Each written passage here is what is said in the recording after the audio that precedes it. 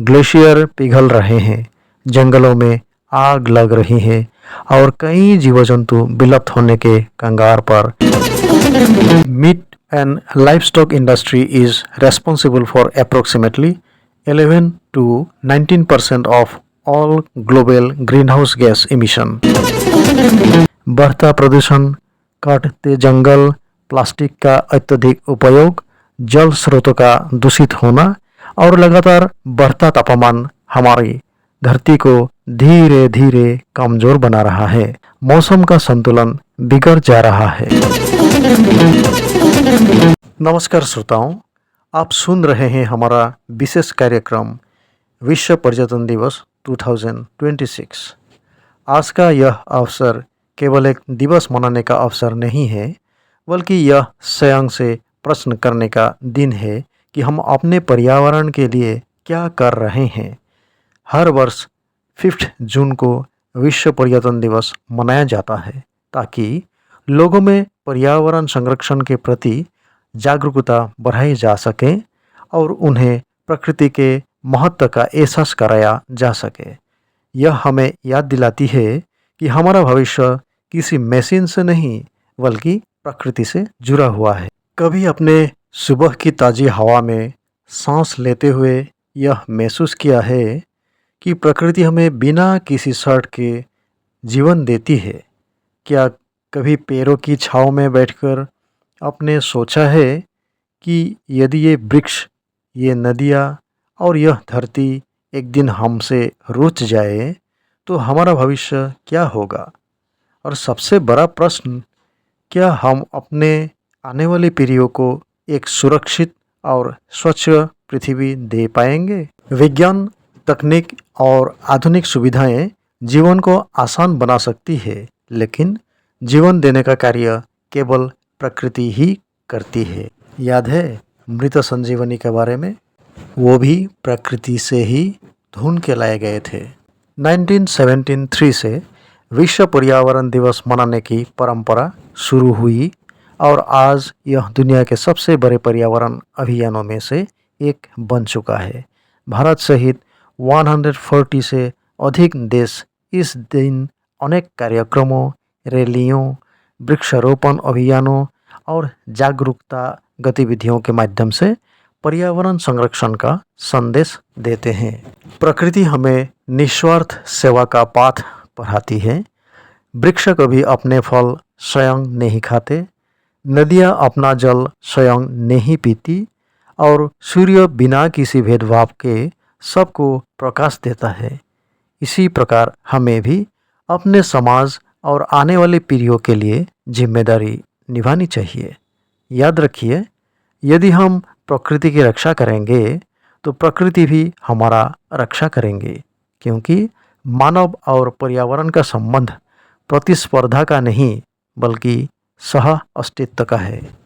इस बार 2026 साल की थीम है inspired by nature for climate for our future, अर्थात प्रकृति से प्रेरित होकर जलवायु और अपने भविष्य के लिए कार्य करना। यह थीम हमें यह समझाने का प्रयास करती है कि प्रकृति केवल सुंदरता का प्रतीक नहीं बल्कि जीवन का प्रमुख आधार है। प्रकृति हमें हर दिन प्रेरणा देती है। सूरज समय पर उगना सिखाता है, नदियाँ निरंतर आगे बढ़ना सिखाती है, वृक्ष निस्वार्थ भाव से देना सिखाते हैं और धरती हर परिस्थिति में धैर्य बनाए रखना सिखाती है। लेकिन आज यह प्रकृति संकट में है। बढ़ता प्रदूषण, काटते जंगल, प्लास्टिक का अत्यधिक उपयोग, जल स्रोतों का दूषित होना और लगातार बढ़ता तापमान हमारी धरती को धीरे धीरे कमजोर बना रहा है। जलवायु परिवर्तन के कारण मौसम का संतुलन बिगड़ जा रहा है। कहीं अधिक गर्मी पड़ रही है तो कहीं अचानक बाढ़ और तूफान लोगों के जीवन को प्रभावित कर रहे हैं। ग्लेशियर पिघल रहे हैं, जंगलों में आग लग रही है और कई जीव जंतु विलुप्त होने के कंगार पर पहुंच चुके हैं। आज आवश्यकता केवल चर्चा करने की नहीं बल्कि कार्रवाई करने की है। यदि हर व्यक्ति अपने जीवन में छोटे छोटे बदलाव लाए तो बड़े परिवर्तन संभव है। जैसे बिजली की बचत करना, पानी को व्यर्थ न बहाना, अधिक से अधिक पेड़ लगाना, प्लास्टिक का उपयोग कम करना और स्वच्छता बनाए रखना। ये छोटे कदम मिलकर पृथ्वी को सुरक्षित बनाने की दिशा में बड़ी शुरुआत बन सकते हैं। भारत जैसे देशों में प्रकृति को सदैव पूजनीय माना गया है। यहाँ नदियों को माँ का स्थान दिया गया, वृक्ष को देवतुल्य समझा गया और पर्वतों को श्रद्धा से देखा गया। यह केवल आस्था नहीं बल्कि प्रकृति के प्रति सम्मान और संरक्षण का संदेश भी है। हमारे त्योहारों और परंपराओं में भी प्रकृति संरक्षण का संदेश छिपा हुआ है। वृक्षारोपण, जल संरक्षण, पशु पक्षियों के प्रति दया और स्वच्छता जैसे संस्कार भारतीय जीवन पद्धति का महत्व हिस्सा रहे हैं। हमें इन्हें केवल परंपरा के रूप में नहीं बल्कि जिम्मेदारी के रूप में अपनाना होगा। लेकिन समय के साथ आधुनिकता और भौतिक सुविधाओं के दौर में मनुष्य प्रकृति से दूर होता चला गया। विकास के नाम पर जंगलों की कटाई बढ़ी, नदियाँ प्रदूषित हुई और प्राकृतिक संसाधनों का अत्यधिक दोहन होने लगा। इसका परिणाम आज जलवायु परिवर्तन, प्रदूषण और प्राकृतिक आपदाओं के रूप में हमारे सामने दिखाई दे रहा है। पर्यावरण की रक्षा की शुरुआत हमारे घर से होती है। जब हम अपने आसपास सफाई रखते हैं, पौधे लगाते हैं, पानी बचाते हैं और दूसरों को भी जागरूक करते हैं, तभी एक सशक्त परिवर्तन जन्म लेता है। प्रकृति ने हमें बहुत कुछ दिया है, स्वच्छ हवा, जल, भोजन, जीवन और सुंदरता। अब हमारी बारी है कि हम उसे कुछ लौटाएं, क्योंकि यदि प्रकृति सुरक्षित रहेगी तभी मानव जाति भी सुरक्षित रहेगा। प्रकृति मानव जीवन की पहली और सबसे महान शिक्षक है। जब इंसान ने पहली बार उड़ते हुए पक्षियों को देखा तभी उसके मन में आकाश में उड़ने का विचार आया। जब उसने नदियों को बहते देखा तभी उसने गति और निरंतरता का महत्व समझा। अर्थात मानव सभ्यता का विकास भी कहीं न कहीं प्रकृति की प्रेरणा से ही संभव हुआ है। अगर ध्यान से सुना तो जरूर ये महसूस किया होगा आप लोगों ने कि संतुलन का दूसरा नाम है प्रकृति। यहाँ हर जीव, हर पेड़, हर नदी और हर मौसम एक दूसरे से जुड़े हुए हैं। यदि इस संतुलन में थोड़ी भी गड़बड़ी होती है तो उसका प्रभाव पूरे पर्यावरण पर दिखाई देता है।